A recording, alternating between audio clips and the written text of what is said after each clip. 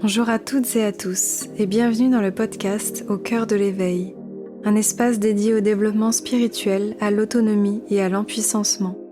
Je vous partage chaque semaine des interviews d'invités inspirants qui ont transformé leur vie, des guidances lunaires ainsi que des réflexions personnelles afin de vous inviter à vivre une vie alignée et centrée sur le cœur. Je suis Aurore, coach spirituel, guide holistique et éclaireuse. J'accompagne de nombreuses personnes à manifester leurs aspirations et à oser incarner leur liberté.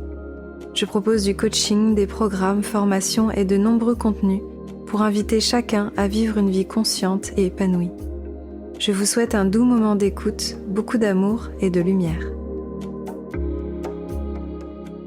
Bonjour, je suis ravie de vous retrouver aujourd'hui et je suis accompagnée de mon ami Adrien.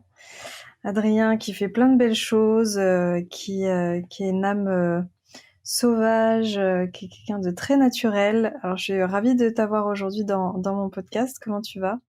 Mais écoute, comme tu le sais, je viens de m'exploser le pied.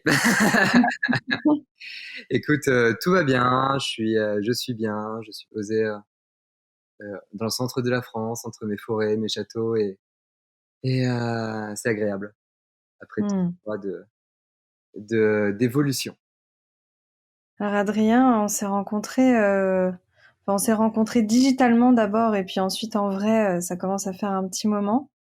On a pas mal de points communs, mais ce qui est intéressant dans ton parcours, c'est que bon, toi, t'es quand même très axé autour de la naturopathie, donc on va peut-être en parler un petit peu, mais t'es surtout un amoureux de la vie, un bon vivant qui prône le naturel et le non-extrémisme. Donc je pense que c'est aussi pour ça que qu'on s'aime bien.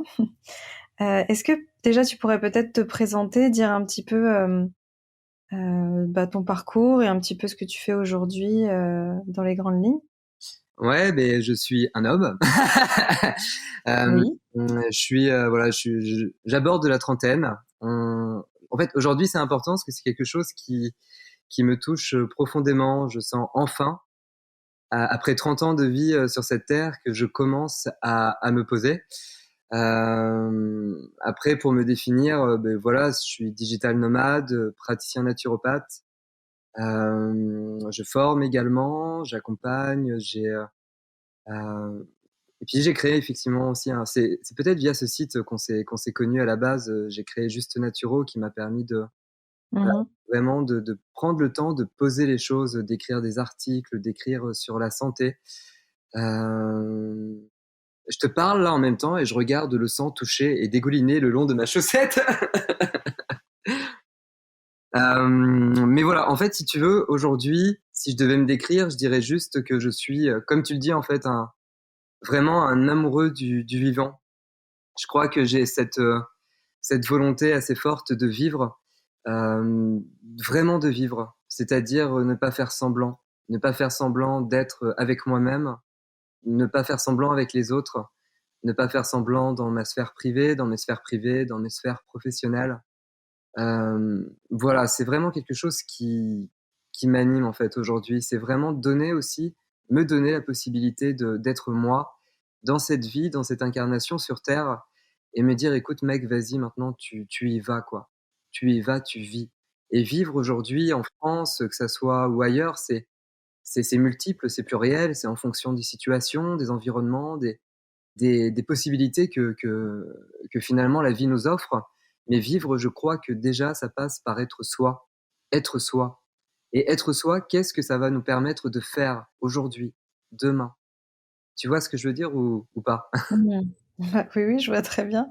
Mais c'est assez intéressant. Peut-être tu pourrais partager qu'est-ce qui t'a mené justement à toutes ces explorations et à la naturopathie. Je sais que tu as eu une phase un peu, on va dire, de la nuit noire de l'âme, comme on aime bien l'appeler dans le milieu Ouais. spirituel. Avant tout ça, avant la naturo, tout ça, tu as quand même vécu une période, une tranche de vie qui était pas évidente. Ouais, mais de base, je suis licencié en histoire, et je m'étais prédisposé à des études d'histoire. Et puis, quand j'ai été licencié, quand j'ai eu ma licence, je suis parti vivre 6 mois en Nouvelle-Zélande. Et en Nouvelle-Zélande, déjà, il s'était passé quelque chose. Moi qui jugeais beaucoup les autres, qui m'habillais en Ralph Lauren, qui faisait des soirées, qui avait une moralité plutôt à ce moment-là, plutôt pas dégueulasse, mais bon voilà, j'adorais faire la fête, j'adorais faire l'amour, j'aimais bien vivre sans conscience.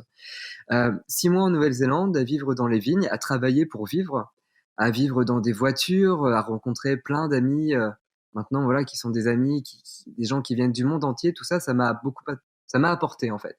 Ça m'a apporté finalement, mais ça m'a pas vraiment ça m'a pas appris grand chose non plus, dans le sens où quand je suis revenu en France, bon, je me suis dit, écoute Adri, tu vas pas retourner à la fac, tu vas pas faire de master, tu veux gagner de la thune pour continuer un petit peu ta vie sans conscience. Et là, je suis rentré en école de commerce. Donc, j'étais habillé en costard-cravate, j'étais déjà en année bachelor et je me prédisposais à faire eh bien, de la gestion de patrimoine, de gros patrimoine. Et j'étais junior en parallèle chez AXA. Donc, Mhm.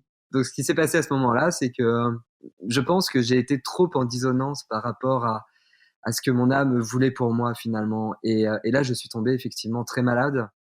J'ai perdu 15 kilos, je crachais du sang, j'avais du sang dans les selles, j'avais vraiment des douleurs inflammatoires, des brûlures très fortes. Et j'ai vécu ça pendant 1 an. Donc la souffrance elle a commencé déjà à faire tomber mon mental, à faire tomber mon ego. Moi qui jugeais beaucoup sur l'apparence, eh bien pendant plus d'1 an, 2 ans, 3 ans, j'ai été décharné, très maigre, avec le ventre extrêmement gonflé, je perdais mes cheveux, enfin la totale quoi. Je rêvais tout le temps que je perdais mes dents. Enfin, c'était assez particulier. Et cette souffrance qui m'a vraiment habité pendant ouais, plus d'1 an, elle a été un très grand maître. C'est-à-dire qu'elle m'a appris finalement à voir la vie d'une manière un petit peu différente. Et là, au travers de tout ça, effectivement, j'ai vécu peut-être ce qu'on appelle la nuit noire de l'âme. À ce moment-là, j'ai commencé à faire des sorties astrales incontrôlées. J'ai commencé à voir des morts, à entendre des morts, et à ce moment-là, moi, je me suis dit, écoute, mon pauvre vieux, déjà, t'es pas en bonne forme physiquement, tu vois plus tes potes parce que tu peux plus, en fait, tu peux plus rien faire, j'étais épuisé. Et en plus de ça, tu commences à halluciner, en fait, à voir des trucs que personne ne voit. Et donc, à ce moment-là, je m'étais dit, bah, écoute, prends ta voiture et suicide-toi, quoi. J'ai eu des pulsions un peu comme ça, en mode, mais barre-toi, quoi. Enfin, barre-toi de la terre. Et puis très rapidement, en fait, j'ai été accompagné par des personnes, des belles âmes, en fait, des personnes que j'ai croisées dans la rue qui ont commencé à me parler, et puis des personnes qui sont vraiment venues m'aider à poser tous ces outils, en fait, pendant plus d'1 an. Ça veut dire faire passer les âmes, ça veut dire m'ancrer ce qui s'était passé au travers aussi de toute cette souffrance, c'est que finalement, je pense que j'ai fait une grosse montée en fréquence et que mon corps, en fait, se dépolluait. Et cette dépollution entraînait, je pense, aussi tous ces symptômes. Beaucoup d'émotionnel qui remontait, beaucoup de choses que j'avais tues pendant des années, en fait, beaucoup de déni, en fait, m'ont explosé à la gueule. Et ça m'a effectivement ouvert les yeux. Bon, je me suis dit, ok, la vie est peut-être un peu plus large que ce qu'on voit aujourd'hui, ce qu'on nous apprend à l'école, ce qu'on nous apprend dans notre éducation, dans les livres, etc. Je me suis dit, mais attends, c'est marrant parce que en fait, on se réincarne. Et tout ça, je l'ai pas lu dans les livres, en fait. Tout ça, ça, on me l'a montré, en fait. On me l'a montré dans mes rêves, on me l'a montré aussi en sortie. Et ça a vraiment été, bon, ça a été un truc de dingue. À ce moment-là, bon, j'étais totalement satellisé. Je n'étais pas encore ancré, mais je commençais à avoir une vision différente de la vie. Et à partir de là, ma santé, finalement, a commencé un peu à se poser. Et j'ai découvert la naturopathie. C'est Mhm. ça, en fait, qui m'a amené à la naturo. Ouais, ouais.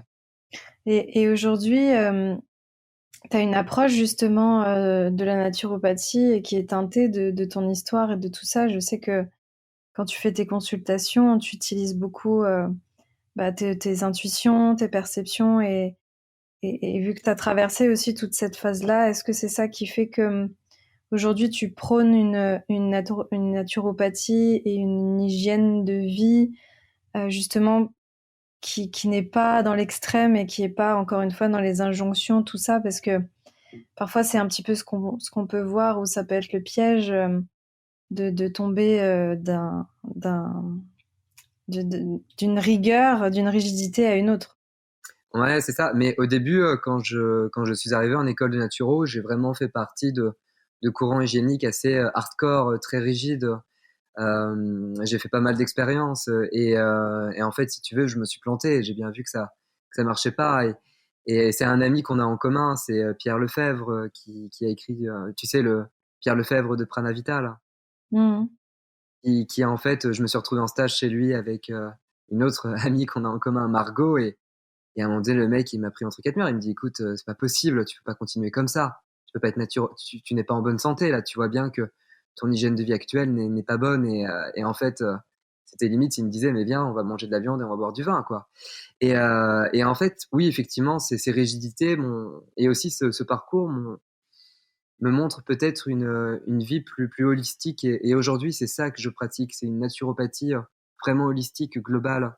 Ça veut dire qu'effectivement, on a un corps physique. Effectivement, on peut avoir des symptômes, des maladies. Effectivement, on doit mettre en place, euh, par exemple, au travers de cures, de certains protocoles, parfois un cadre.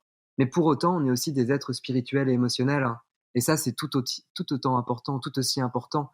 Et l'hygiène de vie seule, les rigidités, par exemple, quand on se dit, bon, bah voilà, il faut que j'arrête de manger ça, ça, ça, il faudrait que je fasse ça, ça, ça, c'est bien. Ça peut aider en termes de cure, jamais sur la durée. Et effectivement, aujourd'hui, moi, ce que je propose, c'est plutôt une approche décomplexée. Ça veut dire, c'est pas parce que tu vas manger un McDo et boire du Coca ce soir que ça va changer grand-chose à ta santé, en fait. Si toi, ça te Mmh. fait du bien, si ça te rappelle des bons souvenirs, ça peut être génial. Et puis oui, effectivement, après, je me sers pas mal de mon intuition. Généralement, les gens pleurent en consultation, quoi. C'est un Ça naturo-sadique, en fait. Mmh, c'est ça, naturopathie sadique.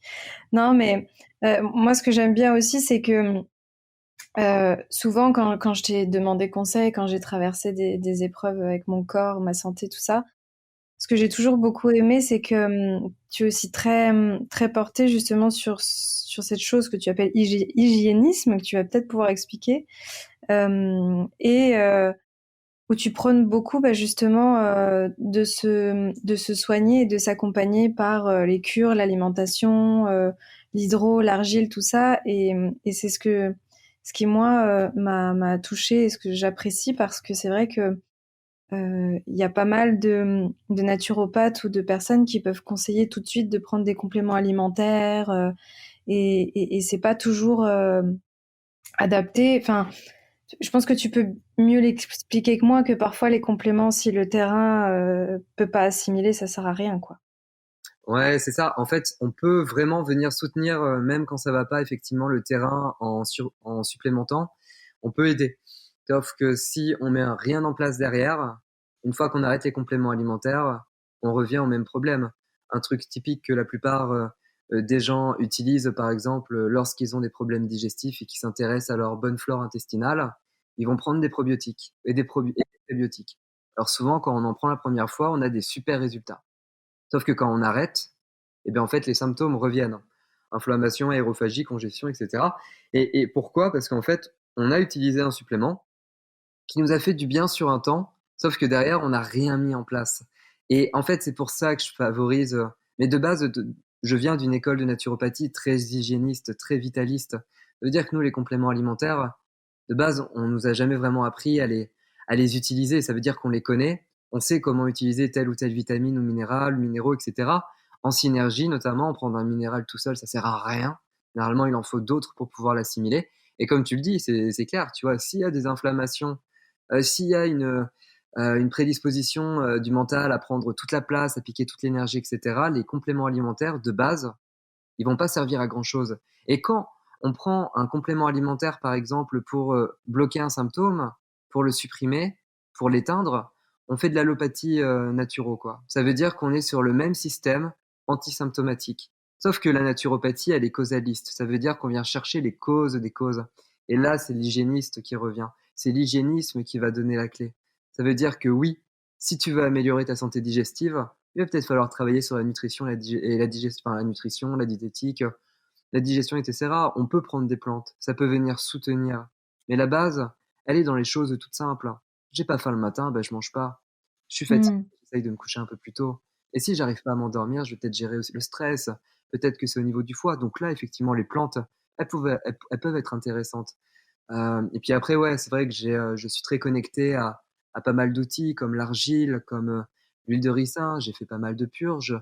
comme voilà, le biais de tilleul, comme même des plantes, vraiment des plantes de chez nous en fait, comme le froid sur un corps chaud, comme des pratiques un petit peu plus orientales, l'acupuncture, les massages, l'activité physique, la connexion à la nature.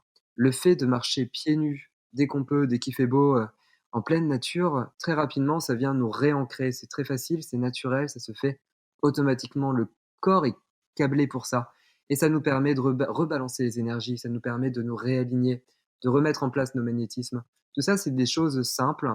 Et souvent, c'est vrai que quand les gens viennent voir un naturopathe, ils, en fait, ils attendent un peu, ils s'attendent parfois à voir un panoramix Mmh. avec des potions magiques, mais ça marche pas. Moi, je veux bien te donner effectivement certaines potions, ça va venir te soutenir, mais la base, c'est l'hygiène de vie. Et puis, peut-être encore plus important, et ça va te parler, c'est ce que tu fais toi, c'est plutôt peut-être plutôt l'hygiène spirituelle, émotionnelle. Mmh. Dès qu'on commence à toucher des énergies qui sont bloquées, des énergies qui sont congestionnées, et là, on va avoir des super résultats sur le corps physique. Les plus beaux accompagnements que j'ai faits sur des maladies auto-immunes, sur des maladies dégénératives, inflammatoires, c'est effectivement quand on a mis en place de l'hygiène de vie. Mais c'est surtout quand on a commencé à libérer les énergies, quand on a commencé à remettre à sa juste place l'émotionnel. Quand les personnes se sont mises par exemple, se sont lâchées la grappe en fait, se sont lâchées entre guillemets, être moins dans le contrôle, être plus dans la fluidité. C'est ça le problème de la naturopathie aujourd'hui en France, c'est qu'il y a trop de rigidité. Et Mmh. on peut pas être en bonne santé si on est rigide, c'est pas possible. Je dis pas que c'est pas possible, en fait tout est possible, mais Oui. c'est pas la Mmh. voie la plus simple en fait. C'est une voie douloureuse, c'est une voie de frustration et il va y avoir des conséquences à tout ça. Mmh.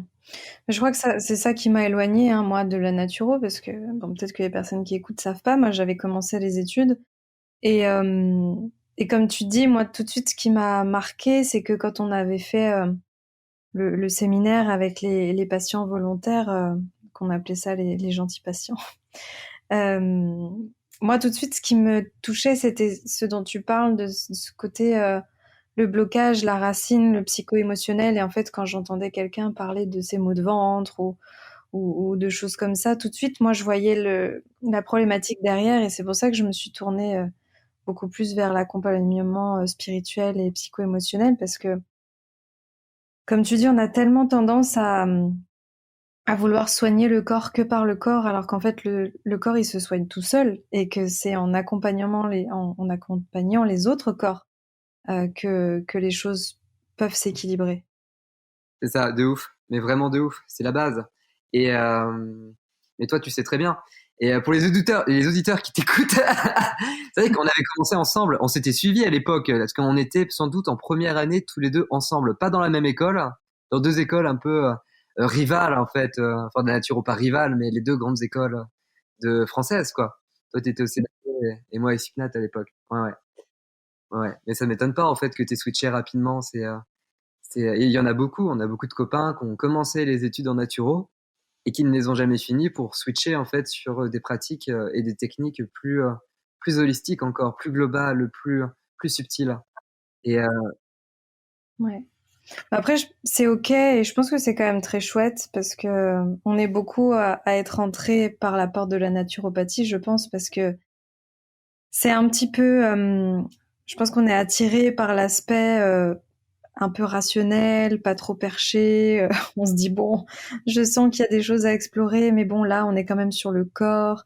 Donc c'est souvent la première porte qu'on va prendre. Et effectivement, comme tu dis, moi, on est énormément de ma classe ou d'autres personnes qui ont mis un pied dedans et qui en fait derrière se sont redirigés vers le massage, vers le yoga, vers le coaching, vers la nutrition, plein de choses. Mais en même temps, c'est ce que je trouve aussi magique, c'est que juste reprendre conscience de ce dont on a besoin et de comment on fonctionne, on se rend compte ensuite bah, que une fois qu'on a les bases de la mécanique, l'idée c'est de s'en servir pour quelque chose qui a du sens. c'est ça, c'est vraiment ça. Hmm. Et justement, par rapport à ce dont tu parlais tout à l'heure, on parlait de l'argile, etc. Est-ce que tu pourrais peut-être donner des bons tuyaux, des bonnes pratiques pour les personnes? Je sais qu'il y a des choses qui reviennent souvent, justement, quand tu parles de l'argile, quand tu parles du jeûne. Est-ce que tu vois, les personnes qui auraient des maux de ventre souvent, qui ont mal au ventre dès qu'ils mangent un truc, qu'est-ce que tu pourrais leur conseiller justement? Bon, après, je sais que tout doit être adapté, personnalisé, mais je sais qu'il y a quand même des grandes pratiques. Ouais, en fait, si tu veux, l'argile, de manière générique, effectivement, on va l'utiliser dans le monde pour les problèmes digestifs. Elle est enfin, elle est cicatrisante. Elle agit sur les facteurs 7 et 12, il me semble, de la coagulation. Et en fait, si tu veux, euh, effectivement, en fait, pour revenir aussi à ce qu'on disait avant, quand il y a des problèmes de ventre, moi, très rapidement, j'irai sur le psycho-émotionnel, le spirituel. Mais on a remarqué effectivement que l'argile, grosso modo, pour la plupart des problèmes de ventre, de digestion, que ce soit des grosses inflammations issues de stress chronique, issues de prolifération de pathogènes, par exemple anarchiques, SIBO, Candida, etc., issues de congestion hépatique, etc., l'argile, dans tous les cas, elle va agir. Elle va réguler déjà les selles. Ça veut dire que les selles, les personnes qui ont des diarrhées, par exemple, qui sont diarrhéiques, ça va mouler les selles. Ça va créer un moulage, vraiment des selles de lest. Et puis cet effet lest aussi, pour les personnes constipées, ça va permettre d'activer le péristaltisme, toute la segmentation. Donc effectivement, je conseillerais de prendre de l'argile en interne, idéalement le soir, avant d'aller dormir. Donc on prend de l'argile verte, ultra ventilée, on remue bien, on boit, on laisse poser minimum 30 minutes avant. Dans la tradition, on dit 7 heures avant, mais bon, 30 minutes avant, c'est très bien. Tout dépend du temps qu'on a, de la manière dont c'est fait, de notre environnement. L'argile, c'est pas mal. C'est vraiment pas mal. Après, il y a autre chose pour les problèmes digestifs qui, je trouve, en tout cas issus des inflammations, un outil qui est efficace, c'est les cataplasmes d'huile de ricin. L'huile de ricin, Hmm. on l'appelle la palma Christi, la paume du Christ, parce qu'elle est extrêmement anti-inflammatoire. Elle agit vraiment sur les liquides profonds du corps, notamment toute la lymphe. Elle fait bouger la lymphe. À chaque endroit où elle est appliquée, on va avoir des proliférations de cellules immunitaires, cellules T, cellules B. Elle remet en mouvement. En fait, et en fait, l'argile, comme l'huile de ricin, ce sont un peu deux grand-mères protectrices. Ça veut dire qu'on les utilisait déjà chez les hauts Égyptiens. Ça fait longtemps. Et très certainement, on les utilisait déjà euh, dans les anciennes civilisations dont on ne parle plus à l'école, les Atlantes, etc. Pour moi, c'est évident. On est sur des médecines, sur des outils qui ont cette capacité de travailler sur le corps physique et en même temps, bien plus profondément, si on pose l'intention et qu'on leur demande sur nos émotions, sur le subtil. On le voit très bien par exemple, quand j'accompagne une purge à l'huile de ricin ou quand j'en fais une sur moi, si elle est bien préparée, l'huile de ricin, elle va jouer sur le physique. Et on va voir qu'elle bouge énormément l'émotionnel, énormément, parfois aussi le spirituel, parce qu'elle a une action sur les cellules. Et je pense que les cellules et certains liquides de notre corps sont vraiment des ponts entre nos corps subtils et ce corps physique dans lequel on évolue, dans lequel on expérimente la santé, la maladie, en ce qui me concerne en tant que naturopathe. Hmm. Et pour les personnes qui auraient besoin de plus d'informations pour l'argile, l'huile de ricin, tout ça, n'hésitez pas à aller regarder le blog Juste Naturo. Tu as fait des articles très développés sur tout ça pour voilà, pour pas faire de bêtises ou pour être bien renseigné. Ouais, effectivement. Et puis autre chose aussi qui peut être intéressant de parler, c'est que toi tu prônes aussi beaucoup le jeûne intermittent. Est-ce que tu pourrais dire à quel point c'est merveilleux? Moi je sais que je le fais de plus en plus, le jeûne intermittent, et ça m'a beaucoup aidé. Ouais, mais alors de base en fait, quand on n'a plus d'énergie, en naturopathie, tu sais, on parle beaucoup d'énergie vitale. Alors si je vais voir un pote médecin à l'hôpital, ouais, je comprends pas, là mon énergie vitale, elle est en berne, elle traverse plus tous mes chakras, tous mes plexus et tout, il me prend pour un débile quoi. Mais si je lui dis, tu sais, mon énergie neuroglandulaire, l'électricité que mon système crée, là, qui passe au travers de mes organes glandulaires et tout, tu vois, tout ça, c'est bon, ça va pas, je me sens un peu en burn-out, là, il comprend. En fait, on n'a pas les mêmes mots, mais on dit à peu près la même chose. Le jeûne, c'est le fantasme de tout naturopathe. Ça veut dire que le patient, enfin le consultant, on n'a pas le droit de dire patient, le consultant qui vient nous voir en consultation, notre but ultime, à la fin, je sais pas, par exemple dans un an, au bout de 3-4 consultations, c'est d'emmener au jeûne la personne qu'on accompagne. Même si on le dit pas, ça c'est notre gros fantasme. Pourquoi? Parce Mm. que le jeûne, il est absolument formidable. Euh, Au bout de 3 jours Bon, attends, je sais pas comment. Là, c'est un sujet qui est hyper vaste. On pourrait tirer sur beaucoup de ficelles sur ça, mais en gros, effectivement, le jeûne, même de manière intermittente, ça veut dire par exemple 16 heures sans manger, ou jeûne sec, 16 heures sans manger et boire, euh, lui, il va entraîner un repos du système. Ça veut dire que dès qu'on digère, une partie de notre énergie vitale, de notre énergie neuroglandulaire, elle est utilisée pour la digestion. Les aliments qu'on mange, avant de nous apporter de l'énergie, ils nous en piquent au travers de ces mécanismes donc de digestion. Quand on ne mange pas le matin, cette énergie qui normalement serait donnée à la digestion, eh bien, elle est réemployée pour les organes qui en ont le plus besoin. Et donc, progressivement, en fait, de jour après jour, quand on jeûne de manière intermittente, on permet jour après jour de renforcer en fait cette capacité du corps à orienter son énergie là où on en a le plus besoin. On a des écrits des anciens Grecs qui, par exemple, alors c'était, il me semble, sans faire d'impair, il me semble que Pythagore, avant d'accéder en fait à l'université d'Alexandrie à l'époque, hein, il y a presque 2000 ans, Pythagore, en fait, il a jeûné 2-3 semaines ou voire un mois. Et en fait, il écrit dans ses mémoires à quel point le jeûne a été salvateur chez lui, à quel point il avait de l'énergie, à quel point cette énergie, du coup, il l'employait pour son mental, pour faire fonctionner son intelligence au travers de ses outils, de ses mathématiques, etc. Et d'ailleurs, lui, quand il a recréé son école bien des années après, c'était une des conditions pour y rentrer, c'était le jeûne. Le jeûne, ça dégage de l'énergie. Donc ça, c'est formidable. Et quand on sait la réutiliser, quand on sait comment l'orienter, cette énergie, là, on est dans la santé. Alors, le jeûne intermittent, c'est par commodité qu'on dit que c'est un jeûne. Mais le vrai jeûne, il rentre quand le corps arrive en état eh bien, comment on appelle ça, d'autolyse. Ça veut dire qu'il n'y a plus de glucose issu du dernier repas dans le sang et presque au niveau du muscle. Et donc là, le foie, en fait, par mécanisme de glycogénolyse, glycogénogenèse, doit transformer, par exemple, des lipides en glucose pour continuer d'alimenter les cellules. Là, on rentre dans le jeûne. Ça va être les mécanismes de phagocytose qui vont se mettre en place. Ça veut dire que les bonnes cellules, au travers de ça, de tous ces mécanismes, vont également, entre guillemets, elles vont grignoter les cellules malades. Elles vont grignoter et remettre en circulation dans les liquides périphériques les poisons qu'on a accumulés, qui souvent eux-mêmes entraînent aussi la congestion. Aujourd'hui, en tant que naturopathe holistique, je vois la maladie telle qu'elle. La maladie, pour moi, c'est souvent un émotionnel ou un spirituel bloqué qui va venir se manifester dans notre corps physique au travers de nos forces et faiblesses. Et nos forces et faiblesses. Mhm. C'est ce qu'on appelle la constitution en naturopathie, c'est ce qu'on appelle l'hérédité, et ça répond aussi à toutes ces notions d'épigénétique, d'épigène, vachement mis en avant ces dernières années. Donc le jeûne, en fait, il sert à ça. Le jeûne intermittent à l'eau, c'est pas mal. Et puis une fois qu'on l'a maîtrisé, bim, on passe au jeûne intermittent sec. Là, on a vraiment une réponse. Le jeûne à l'eau, on met à peu près 3 jours pour entrer en autolyse. Alors que le jeûne sec, on est presque à 24 heures. Donc là, déjà en 16 heures, 18 heures, 20 heures intermittent, déjà on arrive à quelque chose de sympa. Et si en plus de ça, par exemple, on transpire, si on fait une activité physique, on active nos liquides. On est vraiment dans cette science des liquides, de l'humorisme. Et, et, euh, et en fait, là, effectivement, on a des résultats sympas. On va Mhm. notamment au travers des inflammations, quelles qu'elles soient, ostéo-articulaires, musculaires. Ouais, après peut-être deux points qui sont importants aussi, c'est d'avoir le bon contexte pour faire ça. Moi, je sais que parfois j'ai des personnes qui m'ont dit qu'elles allaient faire un jeûne et puis en fait elles travaillaient pendant 2 jours, elles étaient au taquet. Enfin, faut pas faire ça n'importe quand, n'importe comment.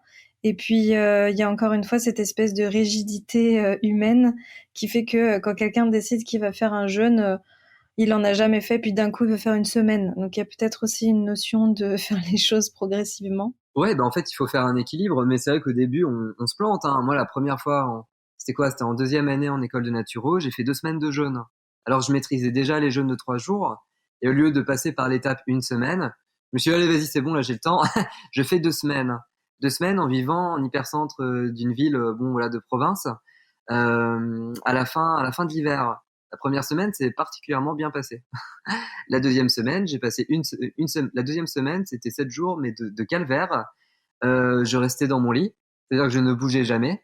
Donc là, déjà, première grosse erreur.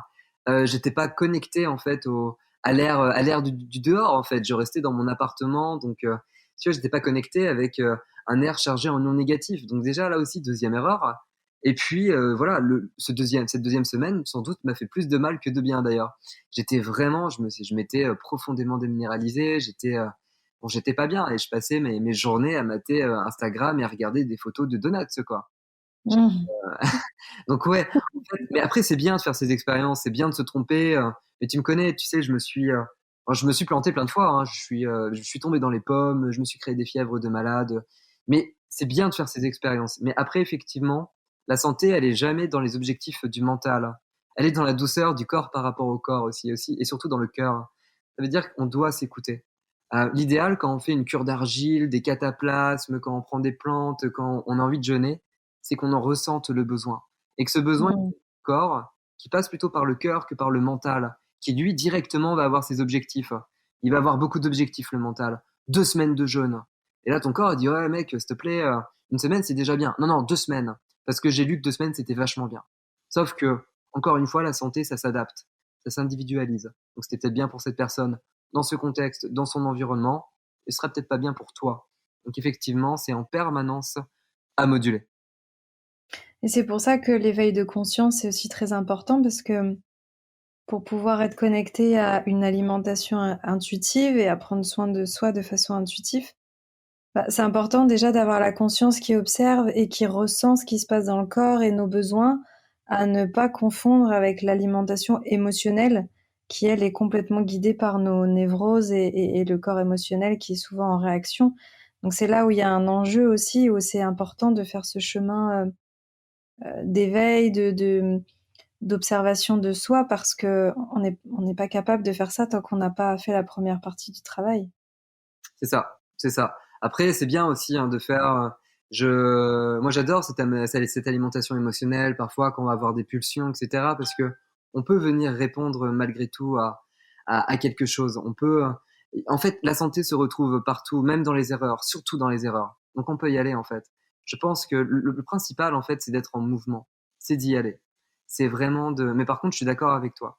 On a vraiment une distinction, un distinguo entre alimentation émotionnelle qui elle est compulsive, qui est effectivement guidée par des énergies peut-être un peu plus basses, un peu cachées, et cette alimentation instinctive, l'instinctothérapie, ça veut dire là, je ressens que ça peut me faire du bien. Et parfois, les deux sont là. C'est ça qui est formidable.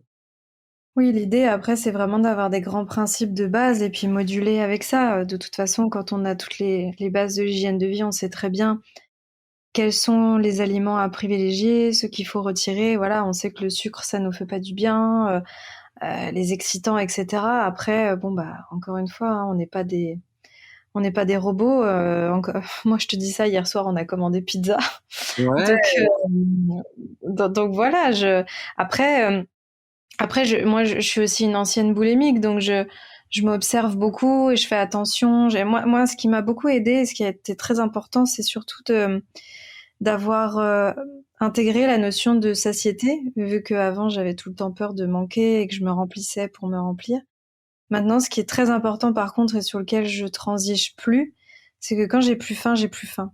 Et, et ça, c'est vraiment important pour moi. ouais, mais c'est ça. Après, voilà. En fait, le principal, c'est d'avancer, de s'écouter, et puis progressivement, en fait, ça se pose. En fait, moi, c'est pareil. Tu vois, j'ai été boulimique, mais des années, et puis à manger, mais comme un malade, en fait. À un moment donné, envie de vomir. Mais bon, voilà, je suis taureau, donc je gardais tout, tu vois. Mais, mais voilà, et c'est vrai que c'est important, mais c'est génial parce que tu vois ce que tu fais là, c'est un gros palier. Moi, parfois, je sais que je ne m'écoute pas. Ça veut dire que c'est bien plus facile qu'avant, avec l'âge, avec l'avancée voilà, de l'expérience. Mais bon, voilà, il y a des fois où c'est trop bon là ce que je mange, là, je vais continuer. Mais mon ventre, il me dit non, mais Adrien, c'est bien, on n'a plus faim et tout. Ouais, ouais, mais c'est trop bon, quoi. Mais par contre, c'est ça aussi, tu vois, c'est plus on vit en conscience, et moins en fait on a besoin de combler en fait par ces petits plaisirs, ces Mm. plaisirs-là. Et là, quand ton ventre te dit Adrien, j'ai plus faim, mais tu es plus en conscience, tu es bien plus avec toi, tu t'habites beaucoup plus, et là effectivement, tu la ressens cette faim, et tu dis bon, enfin cette non-faim, donc tu dis c'est bon, c'est fini. Je passe à autre- Mm. hop, je fais la vaisselle. C'est la différence entre ton taureau qui se fait bien plaisir et moi, mon capricorne, qui est quand même un peu plus responsable. C'est clair. Ouais, ouais, c'est sûr. Ouais, ouais, ouais. Ouais. En tout cas, je pense que il y a vraiment besoin de plus en plus de prôner justement cet équilibre, voilà, cette naturopathie décomplexée, hygiène de vie décomplexée, où, encore une fois, dans tout, hein, je pense que c'est quelque chose aussi qui revient dans toutes les interviews que je fais avec des gens sur plein de sujets différents. c'est toujours d'arriver à trouver l'équilibre pour soi, l'équilibre au quotidien, pas tomber dans un extrême. Et puis, comme tu dis, explorer, expérimenter. C'est en passant par tout ça que qu'on arrive à intégrer les choses, hein. On a beau les lire dans des livres, les entendre dans des vidéos, tant qu'on l'a pas vécu, je crois que la leçon, elle va pas venir s'inscrire à l'intérieur de nous. Mais c'est ça, tu sais, je cite souvent Melzi Kedesh. Melzi Kedesh, c'est un philosophe arabique. Et le mec, en fait, il explique, il dit, c'est simple, l'humain, il apprend par deux vecteurs. Soit il apprend par la sagesse, ça veut dire qu'il a déjà une sagesse incarnée, soit il apprend par la souffrance. Parce qu'en fait, il est trop con pour voir sa sagesse, donc il va souffrir. Et souvent, avec la souffrance, là, on devient sage. Et en fait, progressivement, la connerie s'échappe, quoi. Et il écrivait ça, mais il y a déjà plusieurs milliers d'années, il me semble.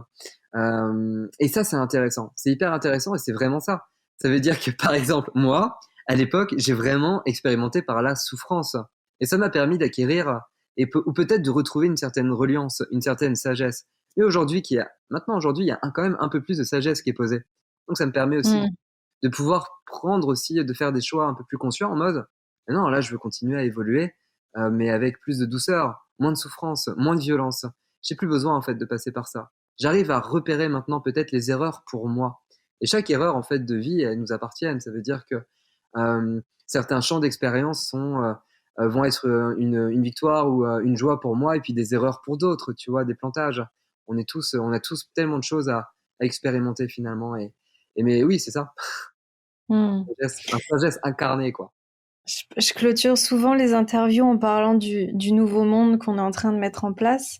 Ah, Alors, vu qu'on a beaucoup c'est déjà parlé de, bah, super. hein, de, de naturopathie, euh, qu'est-ce que tu vois, toi, justement, pour la santé, pour le bien-être dans ce nouveau monde dans lequel on est en train d'entrer? Dans le monde d'aujourd'hui, ce monde qui est en train d'évoluer, de vraiment prendre ses marques, j'aimerais que, vraiment en termes de santé, j'aimerais qu'on soit honnête avec nous-mêmes. En fait, ce que je souhaiterais, ce serait qu'il y ait encore plus de, de fluidité, en fait. Ça veut dire que pour moi, la santé aujourd'hui, c'est de la fluidité. Et ce que je souhaite à tout le monde pour le monde de demain, alors je sais pas du tout si ça répond à ta question, mais c'est plus de fluidité, c'est plus d'honnêteté, c'est vivre, s'autoriser à être. Et je crois que c'est ça, en fait. Mon credo, en fait, c'est ça, Aurore. C'est vraiment s'autoriser à être. Et quand on s'autorise à être, qu'est-ce qui se passe? Qu'est-ce qui va se passer? Et là, la santé, pour moi, elle s'incarne. Là, notre sagesse innée, parce qu'on a tous de la sagesse innée, là, elle s'incarne. En fait, pour moi, c'est ça, pour la santé, c'est arriver à s'autoriser à être soi. Et à partir de là, ne plus se juger, ne plus juger les autres. Et souvent, en fait, on a peur du jugement des autres, mais le jugement, en fait, c'est nous, c'est moi. Enfin, je me juge moi-même, c'est toi, tu vas te juger toi-même. Et souvent, on est nos pires bourreaux.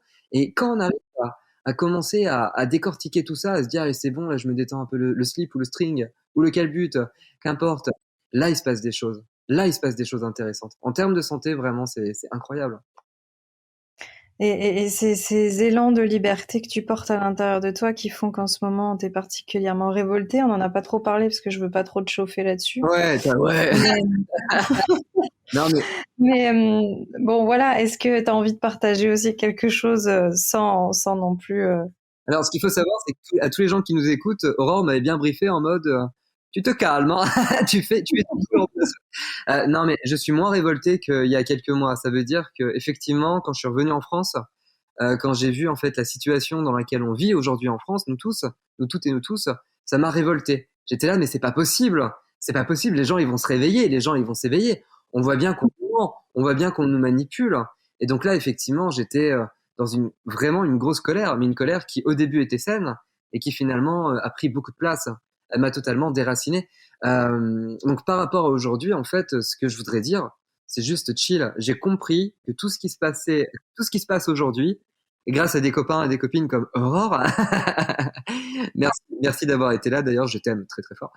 Et je te ferai des gros bisous quand on se verra. C'est ma partie taureau. Mais en fait, aujourd'hui, ce que j'ai compris, c'est que tout ce qui se passe, c'est aussi, ça crée quelque chose de merveilleux. Ça veut dire que ça permet de réveiller une grande masse de notre population qui n'est pas éveillée ou réveillée ou consciente de ce monde dont on parle, dont on a parlé aujourd'hui, dont on parle régulièrement dans notre un peu dans notre groupe d'amis, dans tout ce groupe de thérapeutes, ce monde finalement incarné. Et en fait, ça réveille les gens à ça. Et donc, rien que ça, je trouve ça absolument merveilleux, c'est formidable. Et donc aujourd'hui, je laisse faire. J'avais cette vision de donner des coups de pied au cul aux gens, de dire allez les gars, réveillez-vous. Et en fait, ça sert à rien. Ça sert à rien. Mmh. Il faut accepter. Les gens se réveillent quand ils sont prêts. Et aujourd'hui, j'ai accepté ça. J'en ai chié, hein, je te cache pas, mais Oui, et puis c'est la différence entre s'affirmer et se révolter. Et je pense qu'on est tous en train d'expérimenter ça. C'est juste ne pas se soumettre, dire non, mais ne pas tomber dans la colère et dans pas être à la place de ceux qui nous manipulent et à nouveau nous vouloir manipuler les autres pour qu'ils aillent dans notre sens. Donc c'est sûr que ouais, c'est c'est pas ça. toujours facile. Et en même temps, comme tu viens de le dire, bah, on est en train de vivre une nuit noire de l'âme collective et nous on l'a vécu de façon individuelle. Donc voilà, Et, chacun doit passer par. et pour conclure, parce que je sais que tu as quelque chose après moi, mais c'est vrai qu'on a enfin, tous ces accompagnants, certains guérisseurs, des chamans comme toi qui sont bien plus que ça, ces naturopathes. On a tous vécu finalement un réveil souvent fort, parce que là on a parlé de moi aujourd'hui, mais bon toi ça a été aussi très fort, et puis beaucoup de copains pareil, et il y a quoi, il y a 4, 5 ans, 6 ans, ça a commencé il y a 6, 7 ans pour la plupart, et en fait ça, on le savait tous, on savait que ça allait nous préparer à ce qu'on vit aujourd'hui. Et aujourd'hui, c'est vrai qu'il y a beaucoup de personnes sur Instagram, sur les réseaux qui me disent mais comment tu fais en fait? Et parce que peut-être que comme beaucoup d'autres, comme toi, et moi je suis déjà passé en fait par beaucoup d'interrogations et beaucoup de peurs en fait. On a tellement desquamé les peurs ces dernières années Mmh. qu'aujourd'hui en fait on est assis dans notre cul, comme dirait Anaïs, une copine qu'on a en commun, et qu'on est prêt en fait. On est prêt. Ça veut dire que là, moi je trouve ça merveilleux. Je suis trop heureux. Je suis tellement content qu'on vive tout ça de manière individuelle et collective. C'est tellement génial. C'est, c'est vrai que c'est compliqué. C'est vrai qu'il va y avoir des vrais combats à mener. Il va y avoir également des vrais. Mais je pense que le plus important, c'est qu'il va y avoir de vrais positionnements à mettre en place. Ça veut dire se positionner dans tout ce qui se passe. Parce qu'effectivement, ça va pas être tout rose, tout simple. Cette nuit noire de là, moi j'ai envie de dire que c'est un énorme ouragan, c'est une tornade, et ça va continuer les prochaines années. Il faut pas rêver. Mais par contre, on a la possibilité de se positionner déjà en nous, dans notre cœur, et ensuite de manière collective, dans notre entourage, dans nos actes. C'est toi, c'est ce que tu fais, Aurore, et c'est ce que tu m'as montré finalement. Ça veut dire oui, ça peut me révolter, oui, ça peut m'énerver, oui, ça peut me mettre en colère. Mais est-ce que ça sert à quelque chose d'aller crier avec les loups? Est-ce que à Mmh. la place, je pourrais commencer déjà à créer le monde que je veux voir se réaliser demain? Et en fait, quand on en est là, mais c'est merveilleux. Et en fait, c'est toi, c'est ce que tu fais toi là maintenant. C'est ce que j'essaye avec des fois de la peine, d'arriver à faire aujourd'hui. C'est aussi, Adri, sois pas dans la colère, pose-toi. Je me parle souvent à la troisième personne, évidemment. Et, et, et en fait, me dire, vas-y, qu'est-ce que tu pourrais faire aujourd'hui, mais de constructif? Est-ce que ça sert à quelque chose d'aller gueuler? Est-ce que ça sert à quelque chose d'aller manifester? Est-ce que oui, bah oui, à un moment donné, il va falloir aussi se positionner là-dedans. Mais la réalité, c'est déjà dans qu'est-ce que je peux incarner aujourd'hui qui va rayonner demain? Bah écoute, j'ai envie de clôturer là-dessus parce que c'est une très belle phrase. Peut-être on peut juste dire où est-ce que les personnes peuvent te retrouver si jamais voilà, ils ont envie d'entrer en lien avec toi et que c'est pas déjà le cas. Donc il y a ton site, Instagram, Facebook. Est-ce que tu peux nous redonner ça? Ouais, bah, j'ai justenaturaux.com sur ça c'est mon site, j'ai mon Instagram, je sais même plus comment je m'appelle sur Instagram, Adrien Lyon Denaimé, Facebook Juste Naturaux, et puis YouTube c'est pareil, ça doit être Juste Naturaux. Mais voilà, en fait le principal, je crois que c'était vraiment de partager ça. Ouais, voilà. Les gens qui doivent me trouver me trouveront. Phrase très Exactement. c'est philo spirituel. C'est parfait.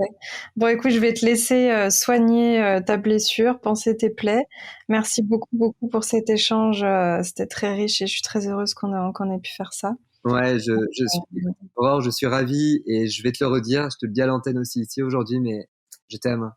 Et je pense Mm. que c'est important aussi de te le dire là maintenant, et j'espère que beaucoup de personnes vont m'entendre te dire que je t'aime, parce que tu es vraiment une personne, tu es une belle personne, tu es une de mes amies les plus posées aujourd'hui, ça veut dire qui arrive et pourtant je sais que ça n'a pas toujours été le cas, mais aujourd'hui tu es un peu Tu vois, là, t'as la trentaine, t'as 30 ans, et t'es un peu une grand-mère feuillage pour moi, quoi.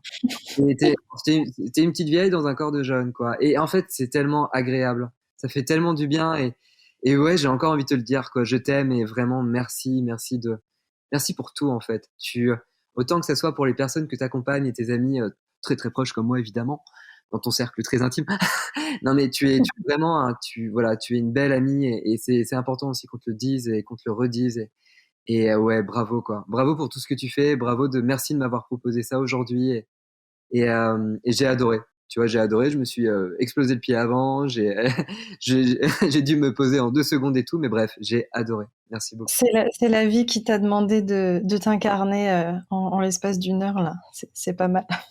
Ouais, non, mais ouais. Là, je suis bien dans le chakra tu sais, racine. Là, il y a du rouge partout. C'est bon, là. Mm. Bon, écoute, je t'embrasse. Merci encore pour tes mots, pour tout ça. Et merci à tout le monde d'avoir écouté. Et je vous retrouve très bientôt pour une prochaine interview. Bisous à tous.